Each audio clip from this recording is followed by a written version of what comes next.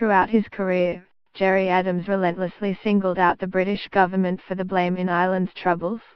In truth, the responsibility for Northern Ireland's miseries was widely shared, not least with the IRA and Sinn Féin, of which Mr. Adams has been for so long the chief strategist. Yet it is ironic that the Sinn Féin leader announced his retirement from frontline politics at the weekend. For Mr. Adams is stepping down at the very moment when a British government is unambiguously the sole cause of a massively hostile act against Ireland, North and South, in the form of a hard Brexit. From start to finish, conservative Brexiters have shown that they simply could not care less about Ireland. In the referendum campaign, few gave even a passing thought to the impact of a Leave vote on the relationship between Northern Ireland, the rest of the UK and the Republic.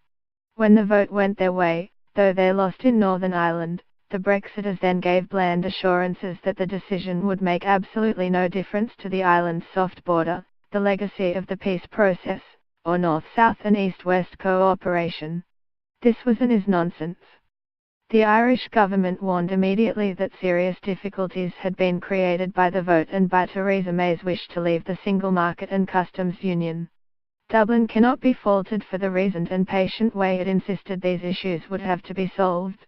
In practice, though, none was taken seriously in London. The peace agreements had been the fruit of long years of cooperative work. But the neighbourly mentality that made them possible has gone missing in London. The truth is that the Brexit wing of the Tory party does not take Ireland into account. This failure is compounded by Mrs. May's foolish pact to construct a majority with the votes of the Democratic Unionist Party. Once again, no thought was given to the effect on relations with the Republic and the European Union.